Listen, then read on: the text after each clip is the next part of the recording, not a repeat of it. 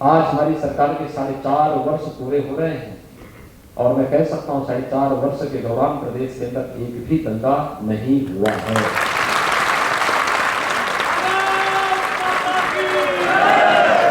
सौ मीटर की दूरी पर एक कुख्यात बर्बर माफिया ने 5 बड़ी हवेलियां खड़ी कर दी थी। तो मैंने कहा भी अब इसका एक ट्रिप 4 है।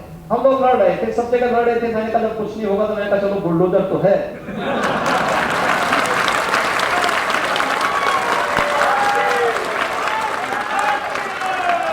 दुनिया के अंदर उत्तर प्रदेश ने कोरोना प्रबंधन का सबसे अच्छा मॉडल खड़ा किया। बात करिए, मॉडल खड़ा करने के लिए मेहनत करनी पड़ती है, परिश्रम करना पड़ता है, टीम वर्क से सब कार्य प्रारंभ होता है। देश पे कोई आपदा आती है वे इटली भाग जाते हैं। उनको देश से कोई मतलब ही नहीं, उनको चाहिए उत्तर प्रदेश से सब कुछ। लेकिन उत्तर प्रदेश के लोगों की निंदा करना, उत्तर प्रदेश के लोगों को अपमानित करना, भारत के बाहर भारत के बारे में टिप्पणी करना, देवी देवताओं के बारे में टिप्पणी करना, राम और कृष्ण को नकार जाना उनकी प्रवृत्ति का हिस्सा है। तो एक्सीडेंटली हिंदू होगा तो यही तो होगा। लोग कहते थे कि फैसला हो जाएगा तो ये हो जाएगा। मैंने कहा यार देखो, ये सब की चिंता मत करो। सभी अधिकारी कहते थे कहा साहब फैसला हो जाएगा तो ऐसा ना हो। हमने कहा देखो सब चिंता मत करो, सब मैं संभालूंगा। और लोग बोलते थे, कोई बोलता था खून खराब हो जाएगा। मैंने कहा देखो एक मच्छर भी नहीं मरेगा उसकी देख, एकदम शांत रहेगा। और भाइयों बहनों देखो कितना शांत रिपोर्ट था, मैं सही बता रहा हूँ।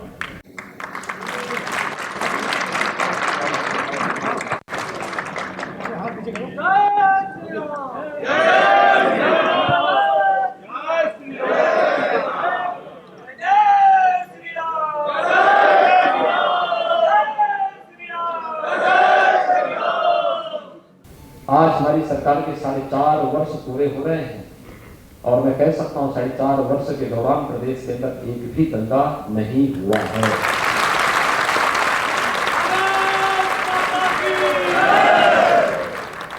इस सुरक्षा का एक वातावरण, इस सरकार ने किसी को उपकार नहीं किया। इस सरकार की ड्यूटी थी, इस सरकार का जो कर्तव्य था सरकार ने वही किया है। और जिसके लिए आपने भारतीय जनता पार्टी को वोट दिया था, समर्थन दिया था, उसके प्रति कृतज्ञता ज्ञापित करते हुए सरकार की ओर से यह देश प्रदेश को दिया गया है कि आपने समर्थन दिया, बदले में सुरक्षा का वातावरण देना हमारा कार्य है। ये 4.5 वर्ष हमारे पूरे हो रहे हैं आज। और मैं आपसे कह सकता हूं 4.5 वर्ष में 1.5 वर्ष तो कोरोना ने खाए, मात्र 3 वर्ष हमें मिले। और इन 3 वर्षों के दौरान प्रदेश के अंदर परिवर्तन हर एक स्तर पर देखने को मिला। ये लखनऊ उत्तर में ही नहीं, लखनऊ में भी, लखनऊ तो प्रदेश की राजधानी है। आप सुदूर चित्रकूट में चले जाइए, ललितपुर में चले जाइए, सहारनपुर में चले जाइए, पश्चिमी उत्तर प्रदेश में चले जाइए, वहां तक सरकार कभी पहुंचती नहीं थी, कभी पहुंचती नहीं थी। कोई उन लोगों का हालचाल लेने वाला नहीं था। सरकार की योजनाओं को कौन बनाता था? सरकार में बैठे हुए अधिकारी और सरकार में बैठे हुए मंत्री नहीं बनाते थे। उन योजनाओं को बनाने के लिए सत्ता से घिरे हुए माफिया और सत्ता से घिरे हुए कॉन्ट्रैक्टर तय करते थे कि कौन योजना बननी है, कौन नहीं बननी है। मंत्री को पता ही नहीं। मुझे याद है समाजवादी पार्टी की सरकार थी और मैं गोरखपुर रेलवे स्टेशन पर बैठा हुआ था। तब तक उत्तर प्रदेश के कृषि उत्पादन आयुक्त का मतलब आप जानते होंगे, ये चीफ सेक्रेटरी के बाद का जो सबसे सीनियर अधिकारी होता है। कृषि उत्पादन आयुक्त तो पूर्वी उत्तर प्रदेश के विजिट पे आए थे। मैं सांसद था। पहले सरकार के मंत्री आए, उस समय की कृषि मंत्री आए, वो गोरखपुर के रहने वाले थे। आए तो मैंने उसको उनको ही बिठाया, मैंने कहा बैठो। हम बैठे थे, बातचीत कर रहे थे, तब तक कृषि उत्पादन आयुक्त आए, वो भी बैठ गए। उन्होंने मुझसे परिचय लिया, आपस में हमारा परिचय हुआ। परिचय होने के बाद मैंने उनसे कहा, मैंने कभी यहाँ पे गन्ने, कुशीनगर जिले में गन्ने की फसल पर कुछ बीमारी लगी थी, तो मैंने उनसे कहा, मैंने कभी यहाँ पे मैंने सुना है कि कुशीनगर में गन्ने की फसल में कुछ कीड़े लगे हुए हैं, आप लोग आए हैं, अच्छा होता आप लोग इसका भी एक बार समीक्षा कर लेते। उन्होंने कहा जानकारी नहीं हम करते। मैंने उनसे पूछा, मैंने कभी क्या कृषि मंत्री को भी जानकारी नहीं, कृषि उत्पादन आयुक्त को बताया नहीं? कहा कौन है कृषि उत्पादन आयुक्त? अरे मैंने कहा कृषि उत्पादन आयुक्त को आप पहचानते नहीं? तो कहे साहब मैं 6 महीने से कार्यालय नहीं गया। मैं भौचक था, मैं सही बता रहा हूं, मैं भौचक था। 6 महीने से मंत्री कार्यालय नहीं गया, उनको अपने विभाग के सचिव के बारे में जानकारी नहीं, उनको कृषि उत्पादन आयुक्त के बारे में जानकारी नहीं, और वो कृषि मंत्री है। मैं समझ गया प्रदेश की सरकार कैसे चल रही है। भाइयों बहनों, यही होता था जब परिवार की सरकार होगी। जातिवादी मानसिकता से सरकार कार्य करेगी। बेईमानी और भ्रष्टाचार जब सरकारों के सिर चढ़ करके बोलेगा और सरकार अपने निहित स्वार्थों के लिए पेशेवर अपराधी और माफियाओं की सरपरस्ती को स्वीकार करेगी, तो पहचान का संकट खड़ा होगा, विकास अवरुद्ध होगा। आम जन के सामने पहचान का संकट खड़ा होगा। नौजवानों के सामने अपने भविष्य को संवारने की बजाय भविष्य के लाले पड़ते हुए दिखाई देंगे। और यही तो उत्तर प्रदेश में हो रहा। 14-15 वर्षों तक यही उत्तर प्रदेश के अंदर हुआ। मुझे आश्चर्य होता है आज जब मैं विपक्ष के मुंह से विकास की बात सुनता हूं, मुझे तब ताज्जुब होता है। और इस बीच लगता है कि कम से कम देखा देखी कुछ तो बोल पा रहे हैं। नहीं तो विकास के मुंह से सुनने को मिलता ही नहीं था। मुझे याद है, तब भी मुझे याद है जब पूर्वी उत्तर प्रदेश में बाढ़ आती थी, भयंकर बाढ़ में डूबा रहता था, इंसेफ्लाइटिस की चपेट में प्रदेश रहता था, डेंगू की चपेट में रहता था। और मैं देखता था कि सभी फिल्मी हस्तियां सेफरी में आकर के नाच गाने का मंचन कर रहे हैं। ये भी दृश्य हम लोगों ने देखा। प्रदेश का पूरे विकास का पैसा एक जगह केंद्रित होकर के रह जाता था। आम जन को विकास के कार्यों से कोई सरोकार नहीं, केवल अपने व्यक्तिगत पुष्टि के लिए सब योजनाएं बनती थी, ठेकेदारों को संतुष्ट करने के लिए ये सब होता था, और कोई और भी छुपावा नहीं। राजनीति में बड़ी बड़ी टीमें हाथते हैं।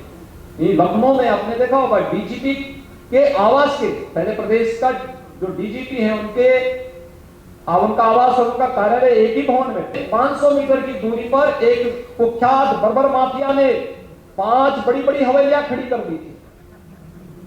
तो मैं एक दिन डीजीपी का विदाई था, तो मैं वहां गया था, तो मुझे मेरे एक अधिकारी ने बताया, मैंने कहा साहब सामने जो बिल्डिंग दिखाई दे रही है आप जानते हैं किसके? मैंने कहा कि किसी ने बनाई होगी। कहा नहीं ये उस माफिया की। अरे हमने कहा किसकी जमीन है? तो कहा गया कि ये जमीन जांच करवानी चाहिए। वास्तव में मैं आया, मैंने उसके कागज मंगवाए, तो मुझे कुछ कागज मिले, सब तो शत्रु संपत्ति, और शत्रु संपत्ति से कोई व्यक्ति कैसे कब्जा कर लेगा? तो मैंने कहा भी अब इसका एक विचार है। हम लोग लड़ रहे थे, सब जगह लड़ रहे थे। मैंने कहा जब कुछ नहीं होगा तो मैंने कहा चलो बुलडोजर तो है।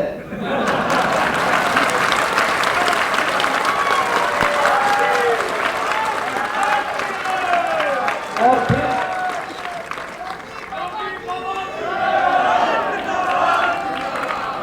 क्योंकि मैं जानता था इस बारे में कि बहुत बार बहुत ज्यादा पंचायत करने पर दिक्कतें हो जाती है। तो उस समय पंचायत न करके फिर सीधे जवाब देने की आवश्यकता होती है, और वो सीधा जवाब देने की जब कार्रवाई प्रारंभ हुई तो आज आप देख रहे होंगे कोई माफिया अब किसी सरकारी भूमि पर, किसी व्यापारी की भूमि पर, किसी निर्दोष या किसी संभ्रांत नागरिक की भूमि पर कब्जा नहीं करता है, कभी नहीं करता है। मैं देख रहा हूं बहुत सारे लोग सरेंडर कर रहे हैं, भाग रहे हैं, संपत्ति को सुपुर्द करते हुए भाग रहे हैं। अब एक अकेले प्रयागराज में 100 एकड़ भूमि हमें सुपुर्द की गई है। 100 एकड़ भूमि, और हर महानगर में इसी प्रकार से चल रहा है। और मैंने इस बारे में कहा, मैंने कहा यहाँ पे गरीबों के लिए आवास बनाओ पहले, फिर आवास के लिए जो भूमि बचती है, फिर इस भूमि पर अलग अलग तबके के लोगों के लिए भी आवास की सुविधा दो, अच्छी सुविधा दो, बुनियादी सुविधाओं से परिपूर्ण अच्छी हाउसिंग स्कीम निकल लेकर के आओ। यानी प्रदेश के अंदर किस प्रकार का वातावरण बनाया था। और मुझे बहुत अफसोस होता था, लोग मुझसे कहते थे, जब कोई राष्ट्राध्यक्ष से भेंट होती थी, कोई राजदूत मिलने के लिए आता था, किसी देश का एम्बेसडर आते थे, शिष्टाचार वश भी आते थे, उनके अपने आर्थिक हित भी जुड़े होते थे, व्यवसायिक हित भी जुड़े होते थे, वे आते थे, भेंट करते थे। महीने में 2-3-4 इस प्रकार के लोग आते हैं और हमें अपने राज्य के बारे में अपना प्रेजेंटेशन प्रस्तुत भी करना होता है, हमें अपने बारे में बताना होता है कि हम क्या स्थिति है, यूपी की स्थिति क्या है। मुझे बहुत संकोच होता, लोग कहते थे कि यूपी के बारे में क्या स्थिति है, तो मुझे बोलना पड़ता है यूपी देश का सबसे बड़ा जो है जनसंख्या वाला राज्य है, लेकिन इकोनॉमी क्या है। हम बड़े संकोच से कहते थे कि छठी अर्थव्यवस्था, हम छठे नंबर पर हैं। भाइयों बहनों, आज मैं कह सकता हूं उत्तर प्रदेश में जो छलांग लगाई है, आज उत्तर प्रदेश देश की नंबर 2 की अर्थव्यवस्था है। अगर प्रयास नहीं होते तो हम भी वहीं पड़े रहते जहां छठे नंबर पर थे, हो सकता उससे पीछे जाते। एक स्वस्थ प्रतिस्पर्धा देश के अंदर खड़ी की है प्रधानमंत्री। उत्तर प्रदेश आज मजबूती से आगे बढ़ा। 4.5 लाख नौजवानों को हमने सरकारी नौकरी दी, एक भी नौकरी पर कोई प्रश्न नहीं खड़ा कर सकता। पूरी पारदर्शी तरीके से ईमानदारी पूर्वक हर एक नौजवान को जिस योग्यता और क्षमता का था उसको नौकरी वहां पर दी गई। और ये केवल एक जनपद का नहीं, आप प्रदेश के अंदर किसी भी जनपद में आप जाएंगे, वहां का नौजवान, बड़ी भारी संख्या में नौजवानों को सरकारी नौकरी मिली है। तो भारी संख्या में नौजवानों को प्रदेश के अंदर जो सुरक्षा का बेहतर वातावरण बना, निवेश की स्थिति पैदा हुई, उससे भी निजी क्षेत्र में भी नौकरी के साथ साथ रोजगार की व्यापक संभावनाएं प्रदेश के अंदर बनती हुई दिखाई। लोगों ने रोजगार और नौकरी पाई। हमने परंपरागत उद्यम को भी आगे बढ़ाया, बैंकों के साथ उसे जोड़ा और आज उसका भी परिणाम हमारे सामने देखने को मिल रहा है, बड़े पैमाने पर देखने को मिल रहा है। उत्तर प्रदेश एक्सपोर्ट का हब बन जाए, लोग देख के आश्चर्य करते हैं। अभी कल ही जीएसटी काउंसिल की बैठक थी लखनऊ में, और जीएसटी काउंसिल की बैठक में देश के सभी वित्त मंत्री आए थे, केंद्रीय वित्त मंत्री जी भी थी और सभी राज्यों के वित्त मंत्री भी आए थे। वे सभी इस बात को बहुत जब थे, अरे Uttar Pradesh revenue surplus state हो गया है, उनके लिए कल्पना थी, लेकिन उत्तर प्रदेश ने वो करके दिखाया है, सब करके दिखाया है। और उत्तर प्रदेश में किसी चीज की कमी भी नहीं होने दी। आज तो उत्तर प्रदेश अटल जी के नाम पर मेडिकल यूनिवर्सिटी लखनऊ में बना रहे हैं, कार्य स्तर पर चल रहा है। उत्तर प्रदेश में जब हम लोग आए थे, 75 जनपदों में से मात्र 12 जनपद ऐसे थे जहां पर सरकारी मेडिकल कॉलेज बना, बाकी जनपद कोई प्रोत्साहन नहीं था। 53 जनपदों में मेडिकल कॉलेज की स्थिति नहीं थी, डिस्ट्रिक्ट हॉस्पिटल भी नहीं संचालित होते थे, एक भी जनपद में एडवांस लाइफ सपोर्ट एम्बुलेंस नहीं थी, यानी कार्डियक एम्बुलेंस नहीं। आज याद करिए, अगर 17 के पहले दुर्भाग्य से ये कोरोना आ गया होता, क्या स्थिति होती। कोरोना के दौरान पहली लहर में तमाम झंझावातों के बावजूद हम लोग सुरक्षित थे। सेकेंड वेव में जब आई, उसके ठीक पहले चुनावी रैलियों में बाहर इतनी व्यस्त रहा, अलग अलग राज्यों में, कहीं से मैं भी इसकी चपेट में आ गया। और वह 12-14 दिन मेरे लिए कितने कठिन थे। मैं ईश्वर से ये प्रार्थना कर रहा था कि नेगेटिव जैसे मेरा आए, मैं थोड़ा फील्ड में निकलूं तो कहां है कोरोना। और आप आश्चर्य करेंगे कि जैसे ही नेगेटिव रिपोर्ट आई, मैं अगले दिन फील्ड में निकल गया। एक एक जनपद में, एक एक गांव में, एक एक कस्बे में जाता था, लोगों से बातचीत करता था, वहां की व्यवस्थाओं के बारे में टीम को प्रोत्साहित करता था। संसाधन कम है तो संसाधन बढ़वाने की व्यवस्था करके फिर मैं वापस आता था। और आपने देखा होगा, दुनिया के अंदर उत्तर प्रदेश ने कोरोना प्रबंधन का सबसे अच्छा मॉडल खड़ा किया। याद करिए, मॉडल खड़ा करने के लिए मेहनत करनी पड़ती है, परिश्रम करना पड़ता है, टीम वर्क से सब कार्य प्रारंभ होता है। जहां पर मंत्री अपने अधिकारी को न पहचान रहा हो और अधिकारी अपने मंत्री को न पहचान पा रहा हो, क्या उन लोगों से उम्मीद करते हैं? वे ट्विटर पे खेल रहे होते, प्रदेश में कोरोना महामारी से लोग जान दे रहे होते, कोई पता ही नहीं होता। ही एक पार्टी का देखते ही होंगे, देश पे कोई आपदा आती है वे इटली भाग जाते हैं, उनको देश से कोई मतलब ही नहीं। उत्तर प्रदेश ने उनकी पूरी खानदान को प्रधानमंत्री पद तक पहुंचाया, लेकिन उत्तर प्रदेश के बाहर जाएंगे कहेंगे उत्तर प्रदेश के लोग तो बहुत खराब है। उनको चाहिए उत्तर प्रदेश से सब कुछ, लेकिन उत्तर प्रदेश के लोगों की निंदा करना, उत्तर प्रदेश के लोगों को अपमानित करना, भारत के बाहर भारत के बारे में टिप्पणी करना, देवी देवताओं के बारे में टिप्पणी करना, राम और कृष्ण को नकार जाना उनकी प्रवृत्ति का हिस्सा है। तो एक्सीडेंटली हिंदू होगा तो यही तो होगा। और एक्सीडेंट बार बार जनता नहीं दोहराने देगी। और इसलिए भाइयों बहनों, पूरा देश वर्तमान में देख रहा, आपने देखा होगा, मैं यहाँ के कार्यक्रम के पहले दूसरे जनपद के कार्यक्रम से वापस आ रहा हूँ। मैं लखनऊ में नहीं था, पर जीएसटी काउंसिल की बैठक के बाद मैं चला गया था, कार्यक्रम संपन्न करके फिर अभी वापस आया हूँ और फिर कल से अन्य जनपदों के कार्यक्रमों में फिर निकलूंगा। 4.5 वर्ष हम लोगों ने न दिन देखा न रात्रि देखी, न रुके न डिगे न थके। प्रदेश के हित के लिए कड़े से कड़े निर्णय लेने में और प्रदेश की जनता के लिए किसी भी स्थिति पे जाकर के उन कार्यक्रमों को लागू करवाने के लिए हम लोगों ने पूरा प्रयास किया है, हर संभव प्रयास किया है। और मेरी आप सबसे अपील होगी, प्रबुद्धजन समाज का ओपिनियन को बनाता है, समाज को एक दृष्टि देता है, सही दृष्टि देता है। कहीं कोई बात होती है, किसी स्तर पर होती है, वहां पे लोगों को समझाने, सही राह दिखाने का कार्य करता है। और इस विषय में भी आप सबसे अपील होगी, अगले 6 महीने प्रदेश के लिए बहुत महत्वपूर्ण होंगे। कैसा राज चाहिए? दंगा मुक्त, भय मुक्त, विकास और ईमानदारी से प्रदेश के हित के बारे में सोचने वाली सरकार चाहिए, या दंगाइयों को मुख्यमंत्री आवास पर बुला करके सम्मानित करने वाले वही भ्रष्ट, वही माफिया, वही पेशेवर वे लोग जिन्होंने प्रदेश की पहचान का संकट प्रदेश की जनता के सामने खड़ा किया था, वही लोग। और इस पर एक स्वस्थ बहस के साथ साथ उन सभी कार्यों की समीक्षा करते हुए आगे बढ़ने के लिए आप सबका आह्वान करने के लिए आज मैं विशेष रूप से उपस्थित हुआ हूं। मेरी आप सबसे अपील होगी और उस दिशा में हमें आगे बढ़ने का।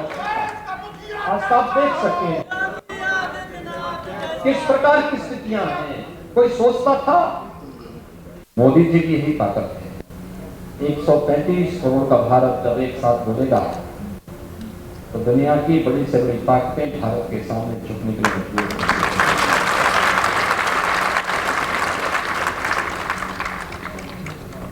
135 करोड़ का भारत,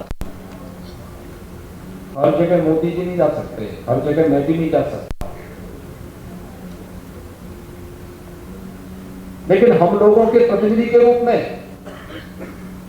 हमारे जनप्रतिनिधि जा सकते हैं कुछ जगह, लेकिन उनकी भी क्षमता सीमित होगी।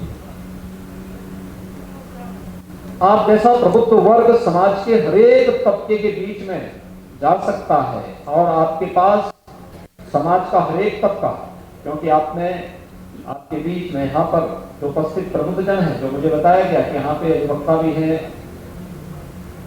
चिकित्सक भी हैं, शिक्षक भी हैं, प्रतिष्ठित व्यवसायी भी हैं, जीवन के प्रत्येक क्षेत्र में कार्य करने वाले वे सभी लोग हैं। वास्तव में समाज का नेतृत्व करता है अपने अपने फील्ड में, जिसने कुछ करके दिखाया है।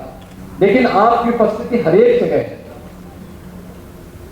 आप उस विचारधारा को लेकर के, आप उन मूल्यों को लेकर के, उन आदर्शों को लेकर के समाज के उस तबके के बीच में जा सकते हैं, उनको बता सकते हैं कि वास्तव में देश के हित में क्या आवश्यक है और हमारा हित कहां निहित है। मैं कभी कभी ये नहीं समझ पाता हूं कि बहुत बार लोग अपनी प्राथमिकता भूल जाते हैं, उनके स्वयं के स्वार्थ प्रबल हो जाते हैं, समाज और राष्ट्र के हितों की तुलना में, और यहीं पर वह गलती करता है।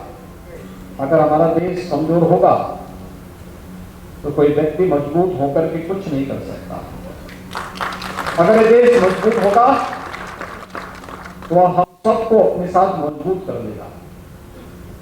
और इसलिए हम सबकी व्यक्तिगत इच्छा,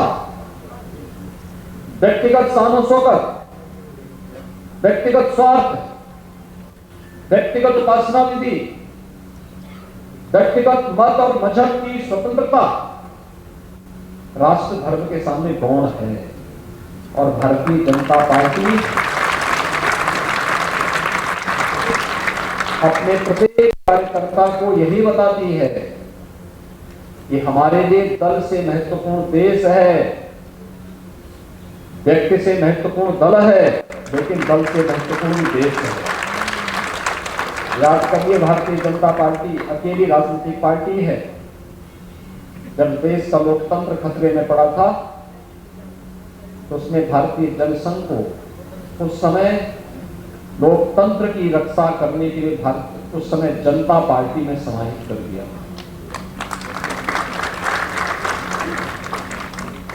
याद करिए, जब भ्रष्टाचार के खिलाफ लड़ाई लड़नी थी, हमने अपनी विचारधारा से ऊपर उठ करके राष्ट्रीय मोर्चा का समर्थन कर दिया था, क्योंकि इस देश को भ्रष्टाचार से मुक्ति दिलानी थी। जब इस देश में राजनीतिक अस्थिरता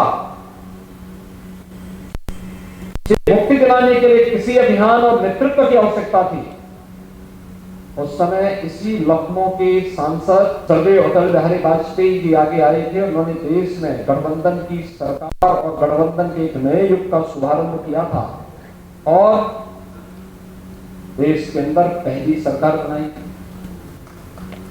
गठबंधन की सरकार बना करके, और गठबंधन की सरकार कैसे चल सकती है, उसके माध्यम से एक राजनीतिक स्थिरता देश के अंदर देने का कार्य भी किया। जब आवश्यकता पड़ी कि कोई व्यक्ति देश हित के विरोध में कार्य कर रहा है, देश के प्रतिकूल कार्य कर रहा है, तो डटकर उसके खिलाफ लड़ने का जज्बा भी आपने भारतीय जनता पार्टी के नेतृत्व के अंदर देखा है। भारत की आस्था का सम्मान होना चाहिए। भारतीय जनता पार्टी सदैव इस बात को लेकर के कही, लेकिन दायरे में लेकर के इसका कार्य करें, इसको पूरा करेंगे। वह भी आवश्यकता पड़ी तो भारतीय जनता पार्टी ने करके दिखाया। और यही कहने के लिए आज मैं आपके पास आया हूं। भारतीय जनता पार्टी के कार्यकर्ता के लिए, भारतीय जनता पार्टी के लिए सत्ता प्राप्त करना और शासन करना मात्र लक्ष्य नहीं है। भारतीय जनता पार्टी उन मूल्यों, उन आदर्शों को लेकर के राजनीति में आई है जिन मूल्यों और आदर्शों पर भारतीय समाज की आस्था टिकी हुई है, भारतीय समाज का जीवन टिका हुआ है और जिस पर उसका भविष्य भी टिका हुआ है। और इसीलिए आप देख रहे होंगे कोरोना जैसी महामारी का सामना किस रूप में पूरे देश के अंदर हुआ। भारत दुनिया का विकसित देश नहीं है। हम विकास की प्रक्रिया से जुड़ करके विकसित होने की प्रक्रिया के साथ जुड़ रहे हैं। तेजी के साथ भारत विकास की प्रक्रिया के साथ आगे बढ़ा है। दुनिया के अंदर सबसे तेज उभरती हुई अर्थव्यवस्था के रूप में भारत है। दुनिया के अंदर सबसे बड़ी ताकत अमेरिका माना जाता है और सबसे बड़ी आर्थिक ताकत भी है, सबसे बड़ी सामरिक ताकत भी है। दुनिया का दादा है, जहां मर्जी वहां कुछ भी कर सकता है। लेकिन कोरोना प्रबंधन आपने अमेरिका का देखा होगा, भारत भी आपके सामने है। अमेरिका के स्वास्थ्य का जो ढांचा है, जो स्वास्थ्य इंफ्रास्ट्रक्चर अमेरिका के अंदर है, उसकी तुलना में भारत के अंदर स्वास्थ्य सुविधा बहुत कमजोर है। लेकिन कोविड प्रबंधन कैसे होना चाहिए? इस महामारी, इस सदी की इस महामारी के कारण क्या क्या अन्य विसंगतियां पैदा हो सकती हैं? आपने देखा होगा कि भारत दुनिया का एकमात्र देश था, दुनिया में नवंबर 2019 में बीमारी आ चुकी थी दिसंबर, जनवरी और फरवरी में आपने देखा होगा यूरोप के तमाम देश इसकी चपेट में आ गए थे। मौतों का सिलसिला प्रारंभ हो चुका था। भारत के अंदर मार्च प्रथम सप्ताह में बीमारी आई, फरवरी के अंत में आई और मार्च में उत्तर प्रदेश के अंदर भी ये बीमारी देखने को मिली थी कुछ जनपदों में।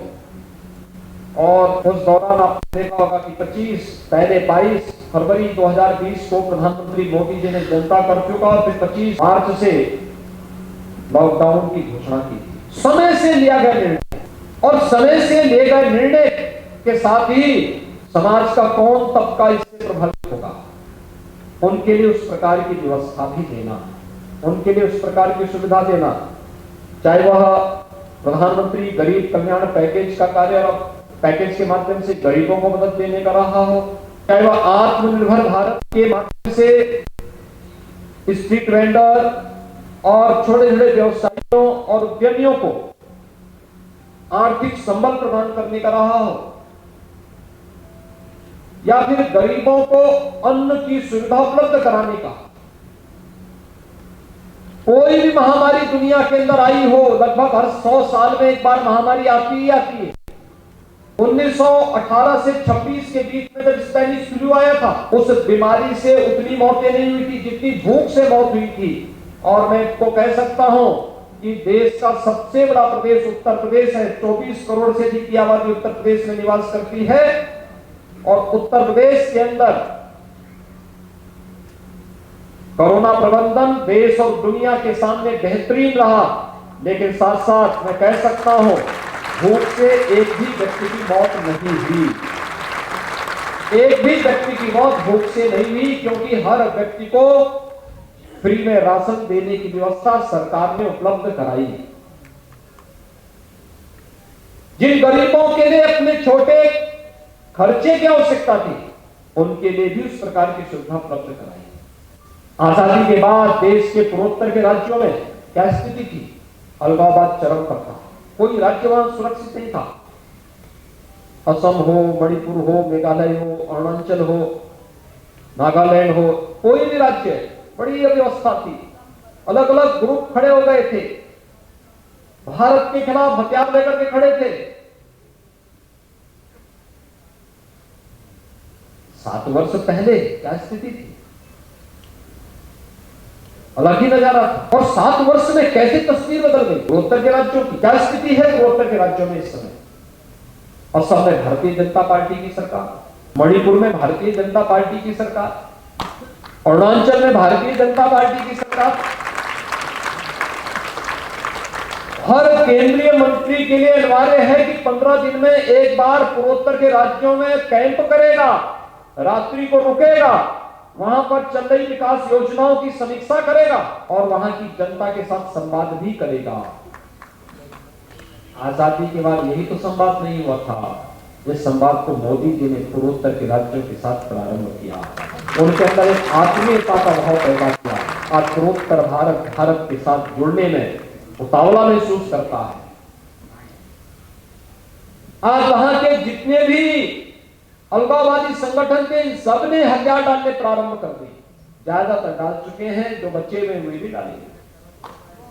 भाइयों बहनों, नेतृत्व पर निर्भर करता है और देश को किस दिशा में लेके जाना चाहता है, कैसे और कहां ले जाना चाहता है। और अगर नेतृत्व राष्ट्र के प्रति अपनी प्रतिबद्धताओं के लिए जाना जाता है तो पूरा देश उसके पीछे पीछे चल पड़ता है। फिर उत्तर हो या दक्षिण, पूर्व हो पश्चिम, वह एक भारत श्रेष्ठ भारत की कल्पना को साकार करता है। और यही तो भारतीय जनता पार्टी ने किया है, यही मोदी जी ने किया है। उत्तर प्रदेश में आप सब रहते हैं, उत्तर प्रदेश की स्थिति आप में से किसी से छुपी भी नहीं है। उत्तर प्रदेश 2 चीजों के लिए जाना जाता था। मुझे याद है मुख्यमंत्री बनने के पहले मुझे 5 बार गोरखपुर से सांसद बनने का अवसर प्राप्त हुआ और मैं जानता था एक एक समस्या के लिए कितना जूझना पड़ता था, कितना जूझना पड़ता था। बिजली को आती हम लोग मान लिए थे, एक नियति मान लिए थे। प्रदेश के अंदर जहां से चलो, प्रदेश की सीमा आते ही सड़कों पे गड्ढे, बड़े बड़े गड्ढे दिखाई देते थे। सायकाल जहां से अगर चलो सड़क मार्ग से, जहां से अंधेरा प्रारंभ होता था, उत्तर प्रदेश मान लो प्रारंभ हो गया है। और दंगे हर तीसरे दिन चौथे दिन बड़ा दंगा उत्तर प्रदेश में होता था। कोई जनपद ऐसा नहीं बचा था जहां बड़े बड़े दंगे न हुए। लोगों को कर्फ्यू का सामना न करना पड़ा। पर्व और त्योहार शांतिपूर्ण तरीके से नहीं मनाए जा सकते थे। बहन बेटियों की इज्जत सुरक्षित नहीं थी। शासन की योजनाओं पे सरकार के संरक्षण में डकैतियां डाली जा रही थी और उत्तर प्रदेश की छवि ऐसी हो गई थी कि उत्तर प्रदेश का नौजवान कभी उत्तर प्रदेश के बाहर जाता था तो उसको लोग हे दृष्टि देखते थे। कुछ जनपद तो ऐसे हो गए थे कि वहां के नौजवान अगर कहीं उस जनपद का नाम ले ले तो होटल के लोग, होटल वाले कमरा नहीं देते थे, धर्मशाला वाले वहां उसको ठहरने नहीं देते थे। उत्तर प्रदेश की पहचान हो गई। लोग कहते थे अयोध्या के बारे में, लोग कहते थे जब मैं मुख्यमंत्री बना, मुख्यमंत्री बनने के बाद दीपावली आई, दीपावली के पहले 15 दिन पहले हमारे सभी प्रशासनिक अधिकारी आए, चीफ सेक्रेटरी, सब लोग। इन्होंने कहा साहब दीपावली के दिन सभी अधिकारी आपको दीपावली की विश करने के लिए आना चाहते हैं। मैंने कहा मैं दीपावली के दिन लखनऊ में संभवतः बाहर रहूंगा क्योंकि मैं कुछ जनजातीय बच्चों के बीच में कार्यक्रम करता हूँ, वही रहूंगा। तो उन्होंने कहा कि हम लोग कब आना, हम भी आना चाहते हैं। मैंने कहा अधिकारी मुझे दीपावली की शुभकामना देने के लिए आना चाहते हैं लेकिन दीपावली का आयोजन तो अयोध्या से जुड़ा हुआ, तो क्या अयोध्या की दीपावली कैसे होती है इसको देखना चाहिए। मैंने अपनी एक टीम भेजी वहां अयोध्या। मैंने कहा जाके देखो अयोध्या में क्या होता है। उन्होंने कहा अयोध्या में कुछ नहीं होता। फिर मैंने टीम से कहा, मैंने कहा एक बार थोड़ा संतों से बातचीत करके उनके मन को टटोलिए, क्या उनके मन में है, तो चाहते क्या है। खैर उनके मन में था भी नहीं, कुछ भी नहीं था। तो मैंने कहा उनको एक बात बोलो कि हम एक आयोजन अयोध्या में करना चाहते हैं, क्या वे सभी लोग मंच पे आएंगे और मुझसे एक बार टेलीफोन से बात करवाते हैं। मैंने जब टीम के सामने, प्रशासनिक टीम के सामने बात रखी, उन्होंने कहा साहब अयोध्या जाने में बड़ी बदनामी होगी। मैंने कहा अयोध्या जाने में कौन बदनामी होगी, तो कहा भी बदनामी होगी। मैंने कहा देखो अयोध्या के लिए हम बदनाम भी सहने के लिए तैयार हैं और एक बार मैं जाऊंगा। इस बार की दीपावली अयोध्या में होगी और भव्य दीपावली मनाएंगे और दीपावली के उस आयोजन के साथ जुड़ना है। तो अधिकारी ने कहा, मेरी टीम थी, मैंने उससे कहा, मैंने कहा ये काम करो 51,000 दीपक जलाने की व्यवस्था करो। अयोध्या उसके आसपास के जनपदों में नहीं मिले, पूरे प्रदेश से इकट्ठा हमें करवाना। आपने देखे नहीं अयोध्या की दीपावली आज देश के लिए आयोजन कर रहा है। जन भावनाएं कैसे उमड़ती हैं जब नेतृत्व देश का यशस्वी होता है। 500 वर्षों की जमी हुई बर्फ कैसे पिघल गई। आपने देखा एक झटके में अयोध्या में राम जन्मभूमि का सारा विवाद समाप्त। आज मंदिर का निर्माण कार्य युद्ध स्तर पर चल रहा है। मंदिर का निर्माण ऐसा हो रहा है 1000 वर्षों तक कुछ भी हो जाए मंदिर की नींव नहीं हिल पाएगी। ऐसा भव्य मंदिर, दुनिया का सबसे भव्यतम, सबसे सुरक्षित स्थल के रूप में अयोध्या में राम मंदिर के निर्माण का कार्य हो रहा है। आपने देखा होगा किस प्रकार की स्थिति है अयोध्या में। लोग कहते थे कि फैसला हो जाएगा तो ये हो जाएगा। मैंने कहा यार देखो ये सब की चिंता मत करो। सभी अधिकारी कहते थे, कहा साहब फैसला हो जाएगा तो ऐसा ना हो। हमने कहा देखो सब चिंता मत करो, सब मैं समझूंगा। और लोग बोलते थे, कोई बोलता था खून खराब हो जाएगा। मैंने कहा देखो एक मच्छर भी नहीं मरेगा उसकी एकदम शांत रहेगा। और भाइयों बहनों देखो कितना शांतिपूर्ण था। मैं सही बता रहा हूँ। 9 नवंबर 2019 को जब श्री राम जन्मभूमि का फैसला आया था, यानी उस दिन प्रदेश में एक सामान्य छिनैती की घटना भी नहीं घटी थी। अक्सर मैं देखता हूं कि कोई मोबाइल फोन से बात कर रहा है, कोई दूसरा आया तुरंत छीन के भाग रहा है। उस दिन ये भी नहीं हुआ। राम राज्य का दिन था, सचमुच राम राज्य का दिन था और हम सबको गौरव की अनुभूति होनी चाहिए। हम गौरव की अनुभूति करें। अयोध्या उत्तर प्रदेश में है, अयोध्या उत्तर प्रदेश में है, मथुरा उत्तर प्रदेश में है और काशी उत्तर प्रदेश में है। गंगा, यमुना और सरस्वती का त्रिवेणी संगम प्रयागराज उत्तर प्रदेश में है। हम सबको अपनी आस्था के केंद्रों पर गौरव की अनुभूति करनी चाहिए। इनके संरक्षण के लिए, इनके संवर्धन के लिए आने वाली पीढ़ी की आस्था इनके साथ जुड़ी रहे और हम मजबूती के साथ इन व्यवस्थाओं के साथ जुड़ करके गौरव की अनुभूति कर सके, इस पर हम सबको मिलकर के आगे बढ़ना होगा। मुझे लगता है कि प्रबुद्ध सम्मेलन के अवसर पर मैं आप सबसे ये अपील करूंगा कि 4.5 वर्ष हम लोगों ने, हमारी पूरी टीम ने प्रदेश की जनता को समर्पित किए।